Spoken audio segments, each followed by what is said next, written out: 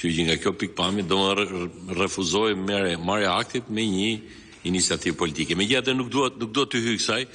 Zonja Nano, ju jeni e lirë të përgjigjeni, ne ju jeni këtu si profesioniste, po njëkohësisht mbi të gjitha jeni kandidate për funksionin cilin do kryeni. Vlerësimet e tua pastaj personale juridike jeni të lirë të shprehni ose jo, nuk e keni detyrë, nuk do të ndikoj në vendimarrjen e këtij komisioni për ecurinë e kandidaturës tuaj. Atëherë që të bëja edhe në komente, mbi komentet tuaja, do duhet të vjesha në pozicionin o të subjekteve që vënë lëvizje kolegjin zgjedhor, o në pozitën e kolegjit zgjedhor. Ndërkohë, në pozitën e komisionit rregullator, padyshim unë kam pasur mendimin tim personal për ato akte, kam votuar pro apo kundër atyre akteve, dhe në fakt është vetë kodi zgjedhor që ka parashikuar në rastin e ankimit në kolegj mundësinë që kolegji ta zgjidhë çështjen vet, apo kolegji të marrë vendime të tjera. Pra është e parashikuar dhe për më tepër zoti Gjiknuri me eksperiencën në fushën e zgjedhjeve, përmendje edhe precedentin më të hershëm këtu e 12 vjet të shkuara.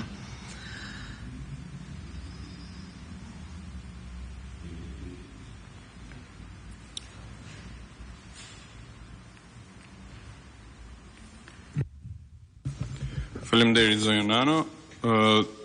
Përpara se të bëj pyetjen që kam për ju, desha vetëm të rikujtoj që çka u citua në mënyrë të gabuar nga kryetari lidhur me çarjen e praktikës nga kolegji zgjedhor. Kjo ka ndodhur vetëm një herë në vitin 2013 kur një kolegj zgjedhor kamikaze kohës vendosi që t'ia merrte kompetencat Komisionit Qendror të Zgjedhjeve në rastin e parë dhe të vetëm, atë që ka të bëjë me shpalljen e rezultatit përfundimtar të zgjedhjeve të përgjithshme parlamentare të vitit 2013, ku jo vetëm miratoi rezultatin përfundimtar në një seancë të vetme, por doli krejtësisht tër mandatit, jashtë mandatit vet, duke bërë shpërndarjen e mandateve nëpër zonat zgjedhore në atë kohë, madje duke u dhënë dhe mandatet nominale deputetëve, të cilat u mbyllën me një vendim të vetëm të kolegjit zgjedhor, i cili kishte ngutë të shkonte me pushime dhe të mos ta linte KQZ-n e kohës që të bënte detyrën e vet, çka është kritikuar ashpër edhe nga OSBE Odiri. Besoj që pyetja që bëri zoti Bylykbashi i referoi në situata normale dhe një bashkëveprimi normal institucional midis institucioneve dhe jo një kolegji kamikaze ose një eksperiencë që do ta quaja fatkeqe në jurisprudencën zgjedhore të deri tanishme. Po tutje kësaja. Besoj për të kthyer edhe një herë të pyetjes zotit Bylykbashi si e shihni ardhmërinë e trupës së KQZ-s në cilën ju e keni drejtuar për 5 vite dhe kërkoni përsëri rikonfirmimin në të, në një kohë që nga një pjesë tjetër e Komisionit Qendror të Zgjedhjeve, në rastin konkret komisioneri, i cili vetëm pak ditë më parë ka deklaruar, qoftë në gjesa përpara këtij kuvendi, por qoftë edhe në deklarime publike që formatin e ardhshëm të Komisionit Qendror të Zgjedhjeve sheh me një trup të vetme, me një komisioner më të fortë në kompetenca, i cili miraton rregulla dhe gjithashtu ka dhe përgjegjësinë ekzekutive për zbatimin e tyre. Në këtë kontekst dhe në kuadër të atij mekanizmit shumë delikat të bashkëveprimit të 3 trupave që duhet të funksionojë në mënyrë që të na garantojë një KQZ funksionale, desha një koment tuaj ose më saktë vizionin tuaj mbi këtë aspekt do të quaj delikat, pasi përplasen dy qëndrime, dy vizione të ndryshme. Faleminderit. Faleminderit zoti Kaso. Nuk do ta gjykoja etike që unë të flisja mbi ose të komentoja mbi opinionet e dhëna nga organet të tjera drejtuese të Komisionit Qendror të Zgjedhjeve. Padyshim se cili mund të ketë një vizion të vetin, ndërkohë në Shqipëri kemi pas 2 modele, pra modelin e KQZ-s si një organ kolegjial, modelin e KQZ-s me 3 organe drejtuese, modele të tjera mund të gjenden në botë. Nuk e di nëse do të ishte e mjaftueshme vetëm një mandat për të gjykuar për faktin nëse funksionoi apo s'funksionoi në vetvete, sepse funksionimi varet edhe nga tagrat e kompetencat që i jep kodi zgjedhor organeve të caktuara, por kjo ndoshta është e lidhur dhe me përgjigjja për këtë pyetje është e lidhur edhe me pyetjen që bëri më herët zoti Bylyk Bashi, ndjes që nuk arrita ti përgjigjem, lidhur me qoftë bashkëveprimin, qoftë vlerësimin mbi ndryshimin e kompetencave, veçanërisht të iniciativës të antarëve të Komisionit Rregullator. Në fakt, aktualisht në kodin zgjedhor është përcaktuar një rast i iniciativës i antarëve të Komisionit Rregullator për të propozuar akte me karakter normativ, por mendoj që është një iniciativë e kushtëzuar. Pra në rastet kur komisioneri, le të themi, nuk paraqet projekt aktet. Pra nuk është një iniciativë e hapur. Nëse kjo ju vlerësoni që do të ishte një mundësi për të patur një veprimtari normative më cilësore, mund ta vlerësoni iniciativën e antarëve të Komisionit Rregullator. Unë vlerësoj që kemi të kushtëzuar aktualisht. Pra kur nuk paraqiten projektaktet brenda një afati të caktuar.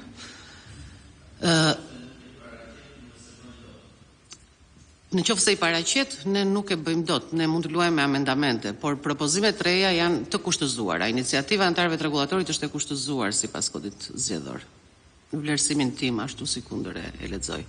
Megjithatë, çështja e strukturës, unë e theksoj edhe një herë, unë vlerësoj që ky organ, Komisioni Rregullator, ka funksionuar mirë. Dhe ato numra që unë paraqita, ato është vlerësim, mendoj, pozitiv. Fakti që nuk kemi pasur ankime të gjërat. Faleminderit. Janë mjaftueshme sqarimet tuaja. Faleminderit që erdhët edhe ne do t'ju njoftojmë lidhje me vlerësimin dhe që do t'i bëjmë edhe kërkesës suaj bazuar edhe në punën që keni bërë, po njëkohësisht edhe ato çka thatë tu. Faleminderit. Sukses. Atë kalojmë me zonjën Hegla Vukaj. Helgas, ndjes. Atë shkëshu kanë shkruar, çfarë bëjmë.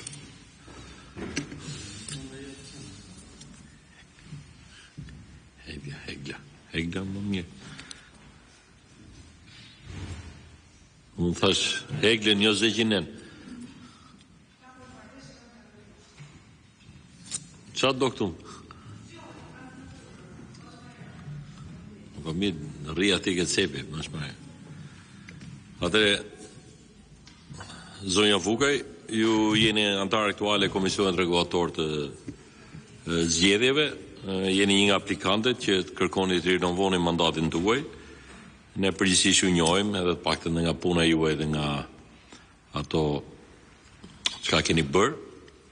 Shumë shkurt një prezantim pse kërkoni një mandat të dytë, çfarë do të bëni më shumë në këtë mandat të dytë, cilat janë motivet që ju shtyn të rikandidoni përsëri. Shumë shkurt lutem, se pastaj mund të kemi edhe pyetje. Faleminderit. Atëherë, ky është, siç e thatë, është mandati i dytë, ndërkohë është edhe procesi i tretë që kaloj në këtë institucion të nderuar.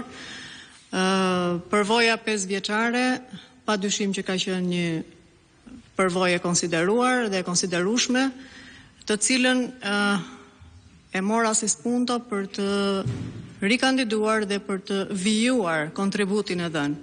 Kontributi i dhënë deri në këto 5 vite ka qenë, mendoj, mas. Kemi realizuar 150 akte, 148 vendime dhe 2 udhëzime, nga të cilat as 0.5 prej tyre nuk kanë pësuar ciklin ose nuk kanë kaluar në sitën e kontrollit në kolegjin zgjedhor. Pra do të thotë që kanë qenë vendime të suksesshme dhe kjo është arritur fal ruajtjes së integritetit, respektimit të parimeve të ligjit dhe njëkohësisht respektimit të asaj çfarë priret të jetë shtylla kryesore në një proces zgjedhor, garantimi i një procesi të drejtë dhe të pavarur, sigurisht bazuar në objektivitet dhe lishmëri. Bëja 2 pyetje. Kur thoni janë disa vendime të cilat ju e keni pas vështirë të gjeni konsensusin, çfarë lloj vendime që këto? Më citoni 2-3 vendime nga këto. Përgjithsisht fal formulës që ky institucion i nderuar ka përzgjedhur për të qenë normë në kodin zgjedhor, formulës ndikuese, pra kryesisht 4-1, pra formulë e cila diktonte patjetër gjetjen e gjuhës dhe kompromisit, sigurisht, duke respektuar ato që thash në fillim, parimin e lishmërisë dhe të objektivitetit, dhe fal integritetit edhe të kolegëve, kemi arritur që pothuajse të gjithë vendimet tona të jenë të konsoliduara dhe të inkorporuara sipas frymës ligjit dhe nevojës institucionale për përshtatje dhe gjetje të mekanizmit çlirues për situatat e konkrete të caktuara. Kam interesuar të ato që kanë mbajtur mirë në 99%. Më intereson ky 0.1%. Çfarë? Më thuaj një vendim. Më cito një vendim. Çfarë vendim, për shembull, ju ti personalisht ke qenë kundër, që ke pasur bindjen e thellë juridike që duhet të votoje kundër? Kam qenë kundër në ato vendime të cilat nuk mendoj që kanë respektuar rregullat dhe parimet e kodit zgjedhor apo të kodit procedurës administrative. Dhe rezultati zgjedhor, aritmetika, të ka ardhur kundër logjikës tënde, kundër rregullave të frymëzimit të mendimit tënd? Po pyetem ç'keti, rrit ç'keti. Po pyesë se duhet sqaron. Të lutem. Vota e secilit prej antarëve, 5 antarëve, mendoj që është e lirë dhe pavarësia e saj nuk besoj që duhet vihet në diskutim, dhe di që mjeti i kontrollit është vetëm kolegji zgjedhor. E para, e dyta, raporti i OSBE-Odirit na dha të drejtë në atë vendimarrjen time personale, por dhe të kolegut, meqense ishim 2 në atë rast, ku pam që aktet tona po marr vetëm një nga seksionet e procesit, që ishte vota për diasporën, aktet tona u retyshuan dhe nuk u aplikuan ashtu siç ishin shkruar apo ishin normuar. Dhe kjo më bënte që të mendoja që ky proces administrativ i hallkave të tjera ishte i parregullt në optikën time dhe vlerësimin tim si juriste. Pra ishin thyer parimi i lishmërisë, objektivitetit dhe shumë parime të tjera si ai i lehtësisë për të votuar etj. etj. Ju aktet tuaja u miratuan me konsensus apo jo? Po nuk u zbatuan siç duhet. Aktet tona u miratuan me konsensus, por administrata, e cila varet nga organi tjetër drejtues, që është komisioneri shtetëror i zgjedhjeve, nuk e ka aplikuar ashtu siç ato ishin shkruar. Po unë kam fjalën tek vota juaj në lidhje me aktet tuaja. Çfarë ju ka Vota ime në lidhje me aktet tona normuese ka qenë në uniformitet me vullnetin e ligjit dhe parimet e tij. Unë pyetja ime ishte çfarë ju pengonte juve kur kishit një tabel të thjeshtë aritmetike për të dhënë votën tuaj pro. Pra çfarë e shtyn, jam shumë kurioz nga ana, çfarë e shtyn një praktikant të ligjit, një vendimarrës kur që di aritmetikën e thjeshtë. Duhet ta di edhe nga atyra njerëzor. Është vetëm aritmetika e thjeshtë, nderuar zoti Gjiknuri. Çfarë është? Nuk është vetëm aritmetika e thjeshtë, aritmetikën e thjeshtë. Aritmetika. 2 dhe 2, pse nuk bëjnë 4 në mendjen tuaj, po në mendjen e Aritmetikën e thjeshtë e bën administrata. Unë ndjek aritmetikën e ligjit dhe parimeve të tij, kodit, procedurës administrative dhe kodit zgjedhor, dhe sigurisht e kushtetutës. Kështu që në këto kushte unë kam ndënjur strikt integritetit profesional dhe moral. Kjo ka qenë kryefjalë e gjithë përvojës time në administrat prej 25 vitesh, po aq edhe si karrierë akademike. E kuptova, kompleksiteti ju emocional doli mbi logjikën matematike. Pra ligjësia shoqërore e determinoi ligjësinë natyrore. Megjithatë, tash mos fjetem në fjalën komende, unë më them po pyes. Kur ndjek ligjin kam përshtypjen që nuk krijon komplekse, doja dia tash lutem kur ta jap fjalën. Pra, pse e bëra që të sqarohen dhe tjerët? Nuk e kam, se unë e kuptoj shumë mirë natyrën kuazi politike. Por gjithmonë kam bërë dhe pyetje vetes, po të ndodha shumë në ato pozitë. Si mund të them unë tabelës aritmetike? Jo. Pra, ajo që quhet logjikë, se logjika është baza, logjika aritmetike është bazë, ligjësia e natyrës, që nuk ka të bëjë me to shkenca shoqërore, por thon art. Ky është art, pastaj njeriu aplikon art sa doj. Dhe gjithmonë isha kurioz, megjithatë përgjigje